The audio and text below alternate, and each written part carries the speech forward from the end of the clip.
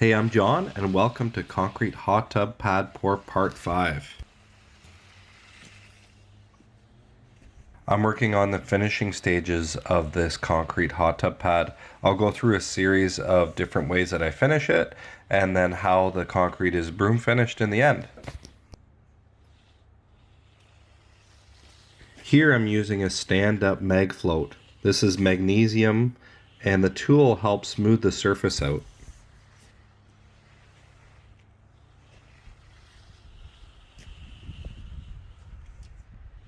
Stand-up tools, such as the stand-up float that I have here and stand-up edgers, are fantastic. You can work the surface faster if you're in a hurry due to weather. Also, it's great ergonomically. This will help save your knees. I've noticed over the years since switching to stand-up tools that I don't get any lower back pain. My knees aren't sore anymore. It's an absolute difference.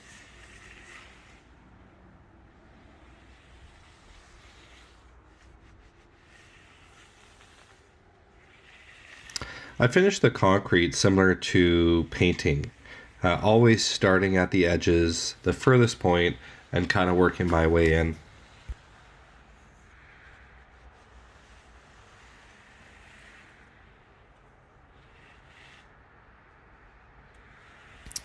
A teeter-totter sort of pivot with the stand-up float is the best approach. This way you can finish the concrete slowly without leaving any divots or dips. You can see when I'm moving the tool back and forth, I'm being very careful when I pivot that tool to make sure that I'm not leaving any tool marks in the concrete. You virtually want to finish this thing like you're using a butter knife on bread. You want to smoothen it out really nice, consistently, and give it a flat finish.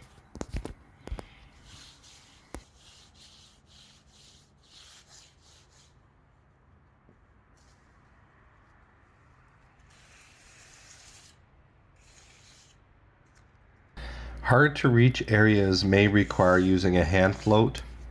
That way you can get a little bit closer to the surface. I always like to check it sometimes just to feel it out by hand.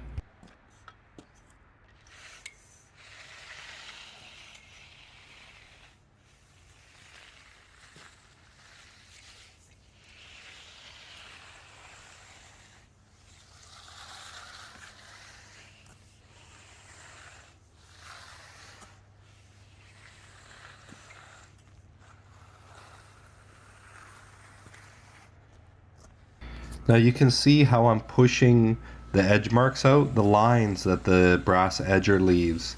It's really important when you're working with concrete to push these lines out. Even when you're doing exposed aggregate or any of these other fancier finishes, you don't want to see an edge mark through a stamp or even showing up later.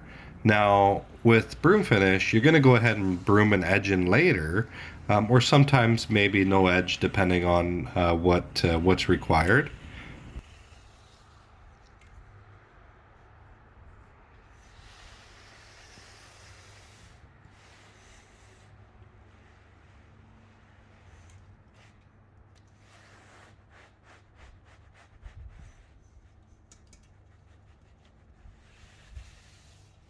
Now, in all the concrete finishing that I do, I always edge the concrete twice or sometimes three times to make sure that that's nice and smooth, that it's flat, and that that line where the edger is gone, especially when I'm doing high-end finishes.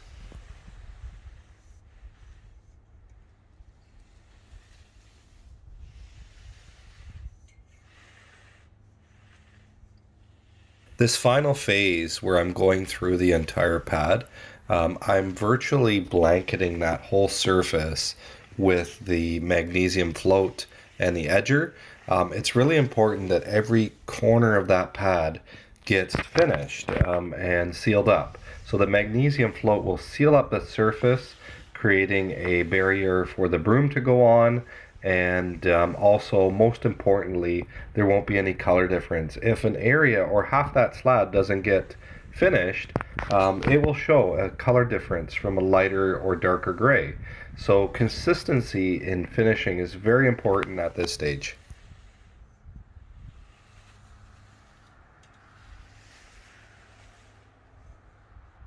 So what I'm using here is a brass stand-up edger. This tool is fantastic again because it's going to increase your productivity and save your joints and your muscle damage because you're standing up, you're not squatting down or on your knees or anything like that. And also just keeping the edge flat and thinking in sort of a three-dimensional square slab shape.